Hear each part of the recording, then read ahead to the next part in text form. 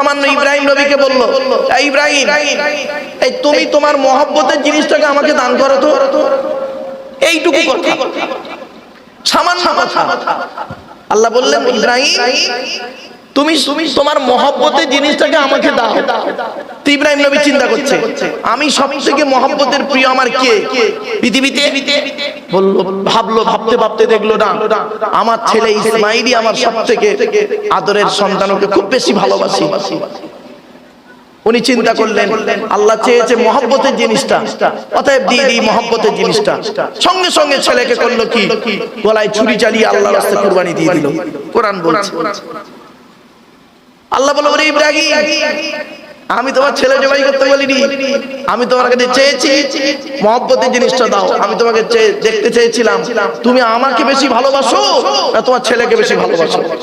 তোমার ছেলেকে কুরবানি করতে হবে না, ছেলের বদলে একটা দুম্বারে কুরবানি হয়ে গেল। আল্লাহ পাক তার টাইটেল দিল কি জানেন? আল্লাহ পাক টাইটেল দিল খলিল। ইব্রাহিম খলিলুল্লাহ, ইব্রাহিম মানে আল্লাহর অন্তরঙ্গ বন্ধু। জোরে বলুন। নবীর 9টা চাচা, কটা? 9টা চাচা। কে? বড় চাচার নাম হারেস, জুবায়ের, মুকাইয়িম, ফাইদা, যায়দা, আবু লাহাব, হামজা, আব্বাস, আবু তালিব। নবীর বাপ হলো আব্দুল্লাহ। এই তো 9টা চাচা বলে দিলাম। চলো বাপ, এবার আসছি নবীর উপরে কোরআন নাজিল হয়েছে। এই কোরআন পড়তে গেলে সর্বপ্রথম কয়েকটা জিনিস লাগবে। কোরআনকে আজকে প্রশ্ন করি, হে কোরআন তুমি বলো তোমাকে পড়তে গেলে কি করতে হবে? তোমার পরিচয় কি বলো? কোরআন নিজেই জানিয়ে দিচ্ছে, ইন্নাহু লাকুরআনুন কারীম ফি কিতাবিম মাকনুন লা ইয়ামাসসুহু ইল্লাল মুতাহহারুন। কোরআনের 27 নম্বর পারার একেবারে 15 নম্বর লাইন, সূরার নাম সূরা ওয়াকিয়ার মধ্যে আল্লাহ পাক বলে দিলেন, এই কোরআন হলো মর্যাদাশীল কোরআন। আল্লাহ পাক এই কোরআনকে লাউহে মাহফুজে সংরক্ষিত রেখেছেন। লা ইয়ামাসসুহু ইল্লাল মুতাহহারুন, বিনা পবিত্রতায় কোরআনকে স্পর্শ করা যাবে না। এবার প্রশ্ন করুন, কোরআন তুমি বলো, হে কোরআন তুমি বলো তোমাকে স্পর্শ করতে গেলে কি করতে হবে? কোরআন জানিয়ে দিচ্ছে, আগে নাপাক থেকে পাক হও। কিভাবে নাপাক থেকে পাক হবো? কোরআন জানিয়ে দিচ্ছে, ইয়া আইয়ুহাল্লাযীনা আমানু ইযা কুমতুম ইলাস সালাতি ফাগসিলু ওয়ুজুহাকুম ওয়া আইদিয়াকুম ইলাল মারাফিকি ওয়ামসাহু বিরুউসিকুম ওয়া আরজুলাকুম ইলাল কাবাইন। 6 নম্বর পারা 7 নম্বর পৃষ্ঠার 1 নম্বর লাইন, সূরার নাম সূরা মাইদার মধ্যে আল্লাহ পাক বলে দিলেন, হে ঈমানদার বান্দাগণ, এই কোরআন তেলাওয়াত করতে গেলে, নামাজ শুরু করতে গেলে সর্বপ্রথম তোরা ওযু করে নিবি। ওযুর ফরজ হলো 4টি। কয়টি? ওযুর ফরজ হলো 4টি। 1 নাম্বার হলো মুখমণ্ডল ধৌত করা। বাপেরা ভালো করে শুনে নিন, শিখে নিন, বুঝে নিন, জেনে নিন। ওযু করতে গিয়ে যদি ওযুর কতটুকু ধৌত করবেন শুনেন, মা বোনরা ভালো করে শুনে নিন। এই চুলের গোড়া থেকে নিয়ে থুতনি পর্যন্ত, এখানের লতিকা থেকে নিয়ে অপর কানের লতিকা পর্যন্ত। যদি কারো দাড়ির গোড়া যদি না ভেজে ওযু হবে না। দাড়ি, ঘন দাড়ি যাদের আছে খিলাল করে নেবেন। মা বোনেদের বলে যাচ্ছি, ভালো করে ধৌত করবেন। অনেক সময় দেখবেন ওযু 2 রকমের হয়, শীতকালে আর গ্রীষ্মকালে। গরমকালে ওযু করতে গিয়ে কল থেকে আর বাবু ওঠে না, আর শীতকালে কলের কাছে যেতেও যায় না, কোন রকম মুখে মেরে দিয়ে ছুড়ে পালায়। শুনে রেখে দেয়। এই জন্য অনুরোধ করে বলে যাচ্ছি, 2 নাম্বার হলো ওয়াইদিয়াকুম ইলাল মারাফিকি, হাতের কনুইয়ের উপর পর্যন্ত ধৌত করো। 3 নাম্বার মাথা মণ্ডল মুসা করো। ওয়ামসাহু বিরুউসিকুম। 4 নাম্বার হলো ওয়ারজুলাকুম ইলাল কাবাইন, পায়ের গাঁটের উপর পর্যন্ত ধৌত করো। ওযুর 4টে ফরজ বলে দিলাম। এখন ওযু করতে গেলে পানির প্রয়োজন। ডাক্তারে আপনাকে নিষেধ করেছে পানি স্পর্শ করা যাবে না। আপনি এমন একটা জায়গায় গিয়েছেন, পানি পাচ্ছেন না, তখন কি করবে? কোরআন জানিয়ে দিচ্ছে, আমি বলিনি, কোরআন বলছে, ওয়া ইন কুনতুম মারদা আও আলা সাফারিন আও জাআহাদুম মিনকুম মিনাল গায়তি আও লামাসতুমুন নিসা ফালাম তাজিদু মাআন তায়াম্মামু সাঈদান তাইয়িবান ফামসাহু বিওুজুহিকুম ওয়া আইদিকুম। কোরআন জানিয়ে দিয়েছে 5 নম্বর পারা 4 নম্বর পৃষ্ঠার সূরার নাম সূরা নিসার মধ্যে আল্লাহ জানিয়ে দিলেন ওযু করতে গেলে পানির প্রয়োজন। যদি ডাক্তারে পানি স্পর্শ করতে নিষেধ করে, যদি কোনো জায়গায় বেড়াতে যান, আল্লাহ কোরআনে বলে দিয়েছেন ওয়া ইন কুনতুম মারদা, যদি তোদের রোগ হয়, আও আলা সাফারিন, অথবা তোরা যদি কোনো জায়গায় বেড়াতে যাস, আও জাহাদুম মিনকুম মিনাল গায়তি, অথবা পেশাব পায়খানা থেকে যদি তোরা আসিস, আওলা মাসতুমুন নিসাআ, যদি স্বামী স্ত্রী মেলামেশা সহবাস করিস, ফালাম তাজিদু মান, যদি পানি না পাওয়া যায়, তায়াম্মামু, তায়াম্মুম করে নিবি। তায়াম্মুম কিসের দ্বারাই করব আল্লাহ বলে দাও। কোরআন বলছে টেনশন তুই নিবি না, তোর টেনশন মুক্ত করার জন্য আমি পৃথিবীর জমিনে নাযিল হয়েছি। কিসের দ্বারা তায়াম্মুম করবি? সাঈদান তাইয়িবান, পাক মাটি দ্বারা তায়াম্মুম করবি। তায়াম্মুমের ফরজ হলো 3টি। এক নাম্বার নিয়ত করো, 2 নাম্বার ফামসাহু বিওুজুহিকুম, মুখমণ্ডল মোছা করো, ওয়াইদিকুম, হাত মোছা করে নাও। তাহলে ওযু হয়ে গেল, তায়াম্মুম হয়ে গেল। আরেকটা ফরজ বলবো আপনাদের, গোসলের ফরজ। গোসলের ফরজ হলো 3টি। কটা? অনেক লোক আছে গোসলের ফরজ জানে না। 1 নাম্বার হলো কি? গড়গড়া সহ কুল্লি করা। 2 নাম্বার নাকের নরম গোস্ত পর্যন্ত পানি পৌঁছানো। 3 নাম্বার সারা শরীরটা ভালো করে ধৌত করা। এই 3টে ফরজ আদায় যদি না করেন, আপনার সারা জীবন খেয়া সাবান দিয়ে ধুলেও তোমার গোসল নাপাক থেকে পাক হবে না। এই 3টে ফরজ যদি আদায় করো, তুমি পাক হয়ে গেলে। ওযু গোসল তায়াম্মুম করে ফেললাম। এবার আমরা কোরআন খুলতে যাব। কোরআন পড়তে গেলে প্রথমে কি পড়তে হয় শুনে নিন। কোরআন নিজেই বলছে, এই পৃথিবীর মানুষেরা শোন, নবাবপুরের মানুষেরা শোন। ঠিক বললাম? মাদ্রাসা পড়া নাকি? হ্যাঁ, নবাবপুর মাদ্রাসা পড়ার মানুষেরা শুনে রেখে দে। আমাকে খুলতে গেলে, পড়তে গেলে কি করতে হবে? কোরআন বলছে ইজা করাতাল কুরআনা ফাস্তাইজ বিল্লাহি মিনাশ শাইতানির রাজিম। 14 নম্বর পারা, একেবারে 17 নম্বর পৃষ্ঠা, সূরার নাম সূরা নাহলের মধ্যে আল্লাহ বললেন ইজা করাতাল কুরআনা, যখন তোরা কোরআন পড়বি, ফাস্তাইজ বিল্লাহি মিনাশ শাইতানির রাজিম, আউজ বিল্লাহ পড়ে নিবি। তাই আপনাদের করজোড়ে বলে যাচ্ছি বাবা, একবার আউজ বিল্লাহ পড়া যাবে? পড়ুন। আউযু বিল্লাহি মিনাশ শাইতানির রাজিম। এর বাংলা মানে কি? বিতাড়িত শয়তান মরদুদ হইতে আল্লাহর কাছে পানাহ চেয়ে নিলাম। আউজ বিল্লাহ পড়ার পরে কি পড়তে হয়? বিসমিল্লাহ। কোরআন জানিয়ে দিয়েছে ইন্নাহু মিন সুলাইমানা ওয়া ইন্নাহু বিসমিল্লাহির রাহমানির রাহিম। 19 নম্বর পারা 18 নম্বর পৃষ্ঠা 4 নম্বর লাইন, সূরার নাম সূরা নামানের মধ্যে আল্লাহ বলে দিলেন, মনে রাখবেন, নিজের স্ত্রী হলো নিম পাতা। কি বললাম? নিজের স্ত্রী হলো নিম পাতা। আচ্ছা, নিম পাতা খেলে টক লাগে না মিষ্টি লাগে? তিতো লাগে। তো নিজের স্ত্রীর কথা হলো নিম পাতার মতো, যত খাবে তত সুগারটা কমে যাবে। আর অন্যের স্ত্রী হলো রসগোল্লা, যত কথা বলবে, যত ব্যবহার করবে, সম্পর্ক রাখবে, তত চচ্চড় করে সুগার টেনশন বাড়বে। কথাটা হয়তো শুনতে খারাপ লাগলো, কিন্তু অতি বাস্তব কথা। আমি গবেষণা করে কথাটি বললাম, আর বাস্তব থেকে উদাহরণ তুলে ধরবো। ধৈর্যের পরিচয় একটু দিন। চলো চলো। সর্বপ্রথম আমাদের আলোচনা করতে হবে সৃষ্টিকর্তা নিয়ে। সংক্ষেপে সৃষ্টিকর্তা, আমি যেখানে আলোচনা করি আল্লাহর আলোচনা প্রথম করি 5 মিনিট। কেন জানেন? যিনি আমাকে সৃষ্টি করেছেন, যিনি আমাকে সৃষ্টি করেছেন, যার দেওয়া পৃথিবীতে আমরা বাস করি, যার দেওয়া আকাশের পানি পান করি, যার দেওয়া অক্সিজেন ফিরি ফিরি নিই, কার্বন ডাইঅক্সাইড ছেড়ে দিই, যার দেওয়া আকাশের নিচের আকাশ থেকে পানি পান করি, যার যা মাটির তলা থেকে পানি তুলে পান করি। যিনি আমাকে বাঁচিয়ে রেখেছেন, যিনি আমাকে খামান, যিনি আমাকে হায়াত দিয়েছেন, যিনি আমার মৃত্যু দেবেন, তার গুণগানটা প্রথমেই করা উচিত। ঠিক না ঠিক?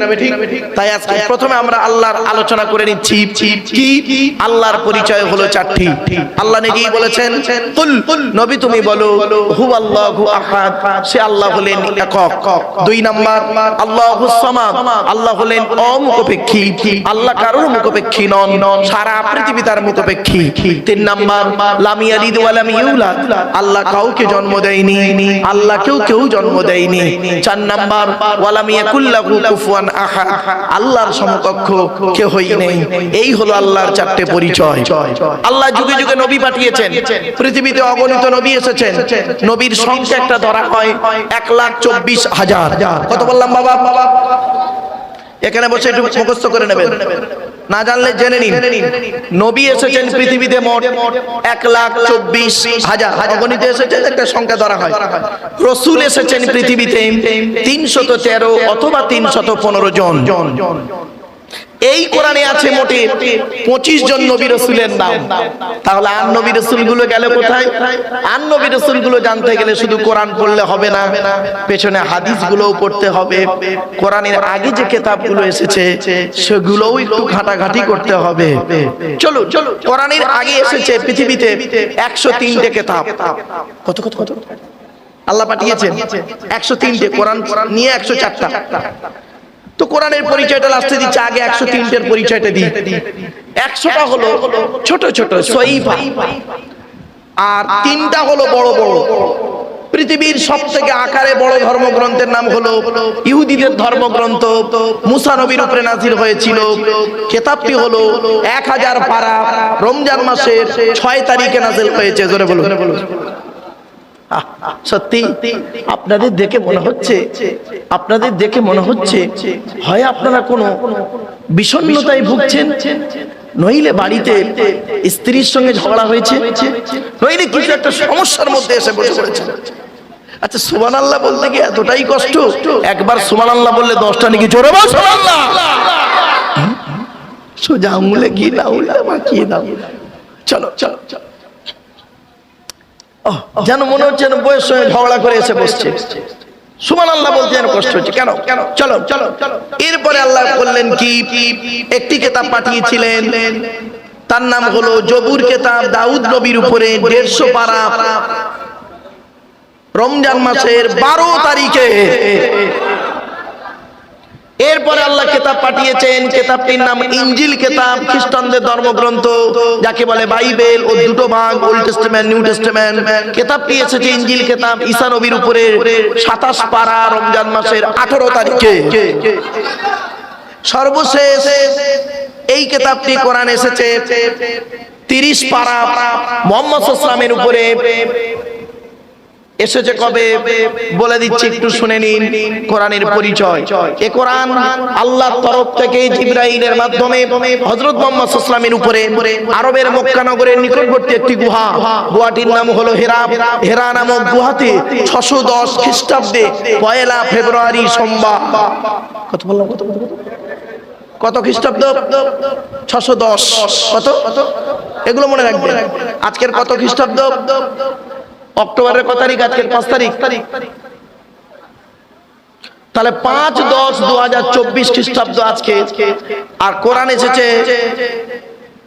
মানে 1 ফেব্রুয়ারি, মানে 2-1-2, তাই তো? 1-2-610।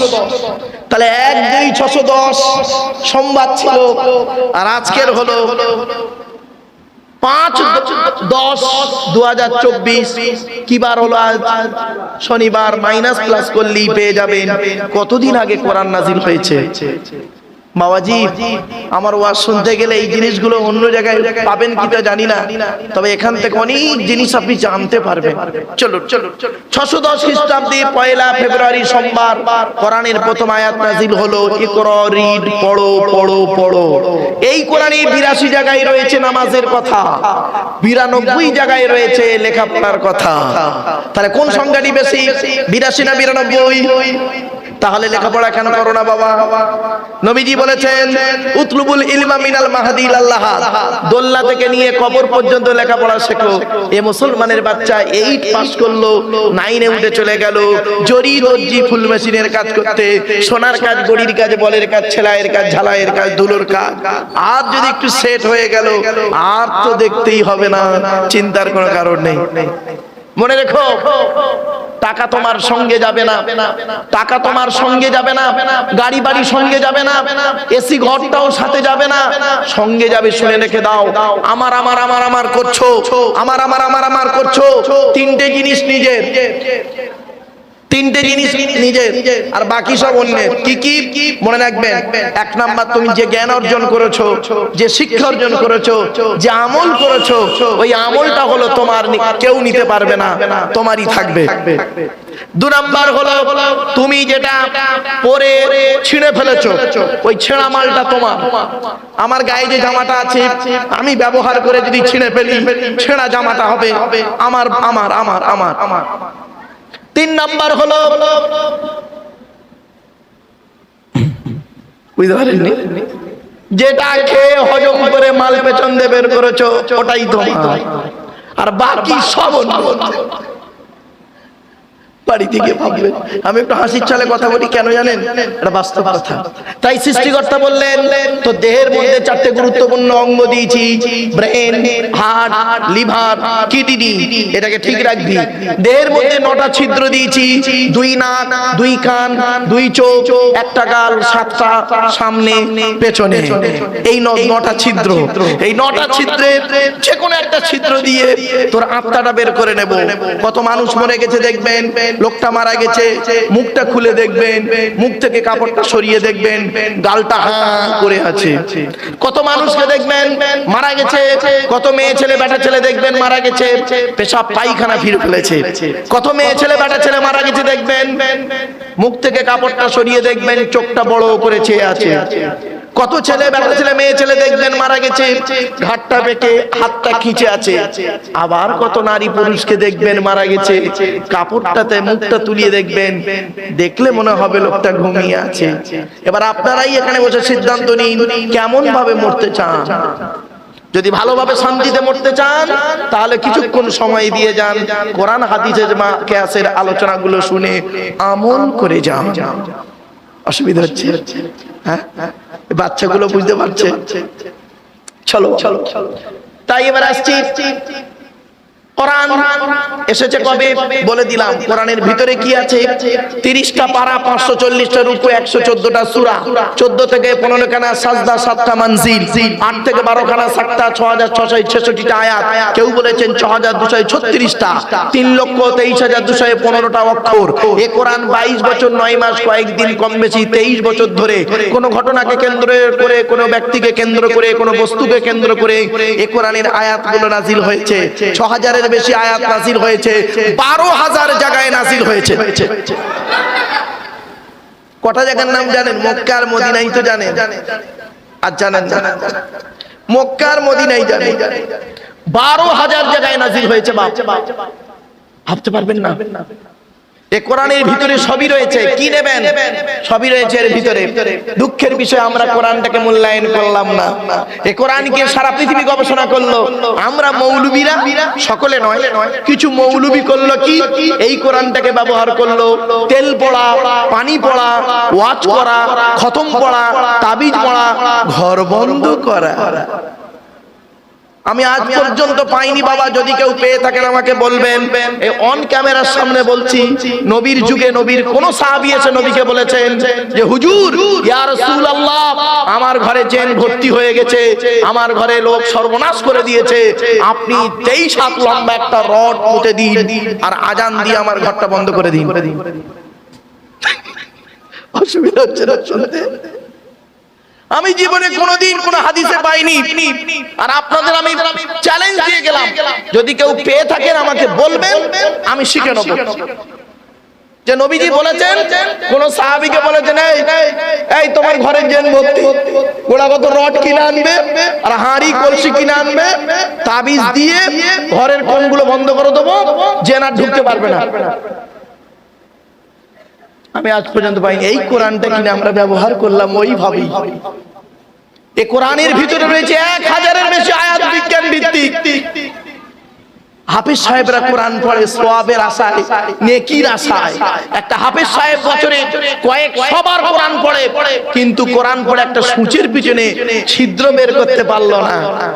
একটা বৈজ্ঞানিক এই কোরআনটা মাত্র একবার পড়লো, একটা আয়াতকে নিয়ে গালে হাত দিয়ে চিন্তা করতে করতে করতে করতে মধ্যাকর্ষণ শক্তি আবিষ্কার করে ফেললো, প্লেন তৈরি করে ফেললো, পরমাণু বোমা তৈরি করে ফেললো, রকেট তৈরি করে ফেললো, ফিঙ্গারপ্রিন্ট তৈরি করে ফেললো, চোখের রেটিনা বের করে ফেললো। শুধু তাই নয়, মিসাইল তৈরি করলো।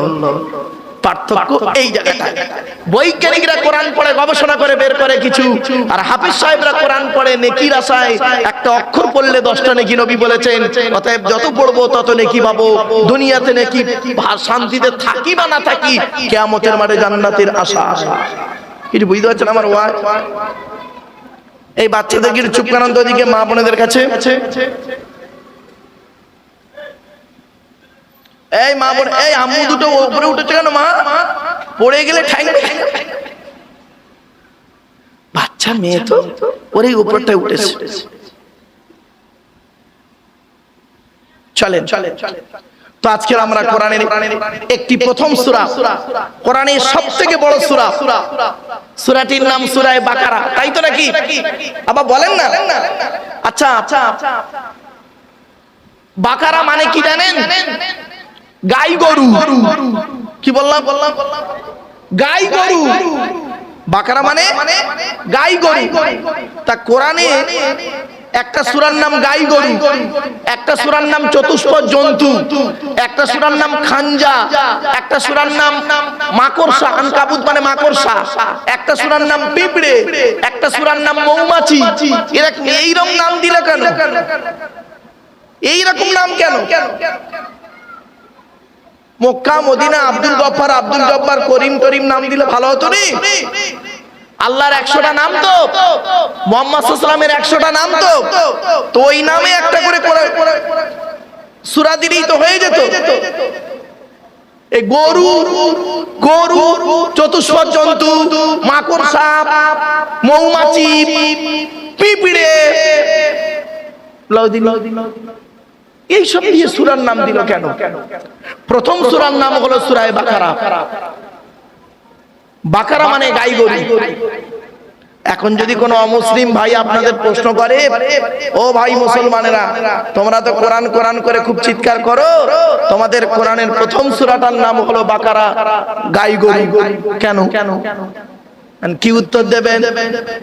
লাঠি সোঁটারে মারামারি করবেন? কিন্তু না, উত্তর আপনাকে দিতেই হবে। উত্তরের ভিতরেই আছে। আমরা সেই উত্তরটাকে খুঁজিনি। আজ আপনাদের বলে যাচ্ছি, বা হাতে ধরে বলে যাচ্ছি, আপনারা যখনই ওয়াজ শুনতে যাবেন একটা জিনিসের উত্তর খুঁজে বের করবেন।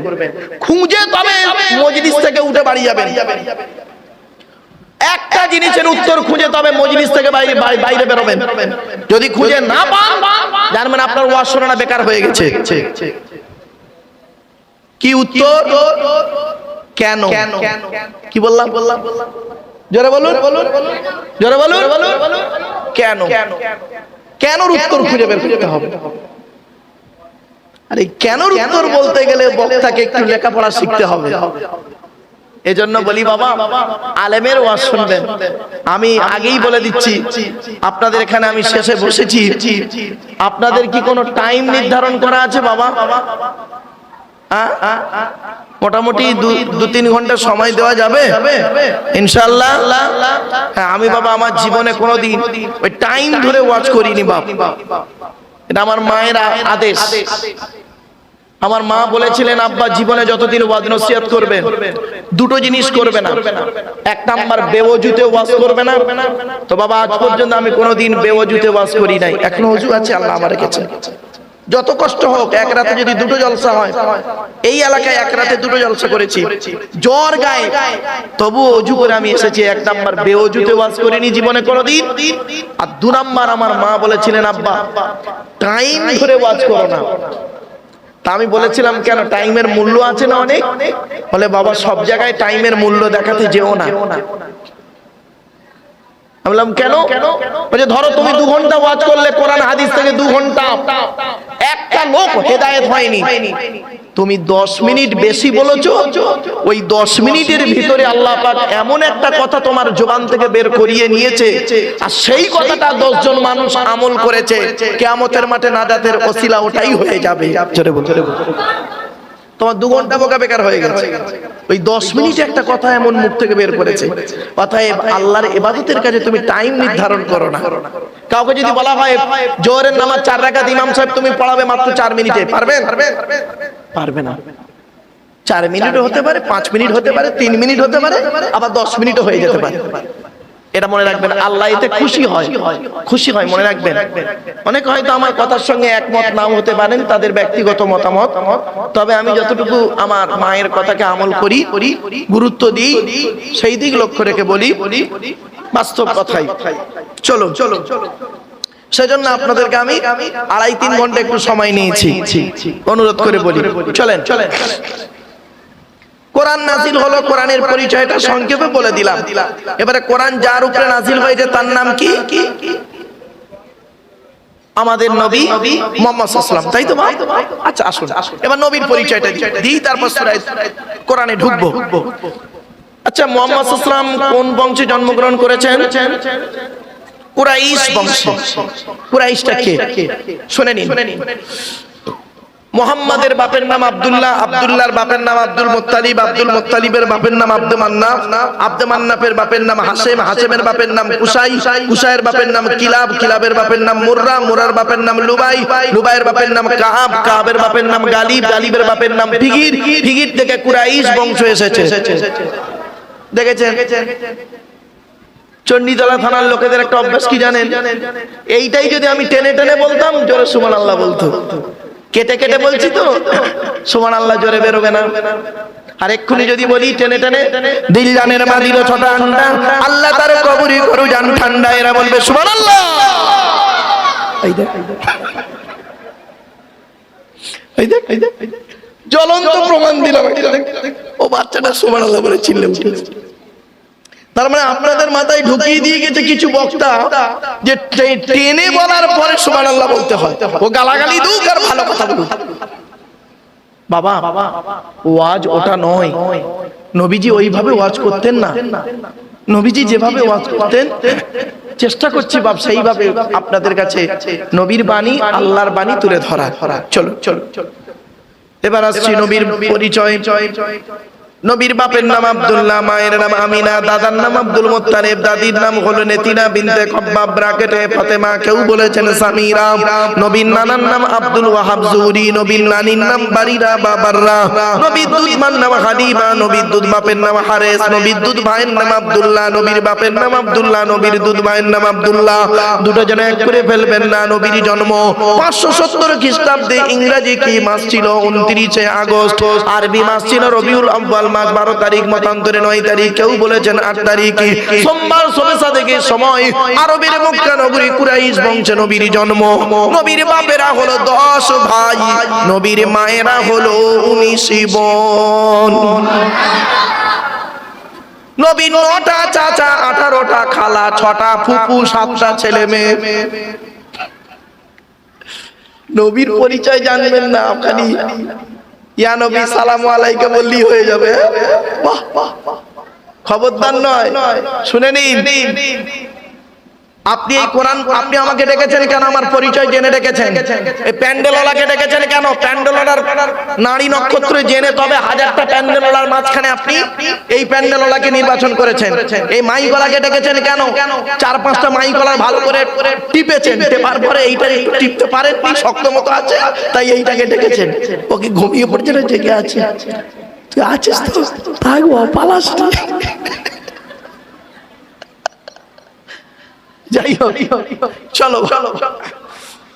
এই ও দোস্ত পালাচ্ছে নাকি? ওর প্রেমিকা ফোন করেছে নাকি রে? ও আচ্ছা, তাই যা যা যা, পালা পালা যা। আর ইয়াং ছেলেদের কানে ফোন থাকলে খুব টেনশন। চলো চলো চলো, একটু হাসি, চলো মাঝে মাঝে একটু মাইন্ডে ফ্রি করতে হয়। চলো বা চলো বা।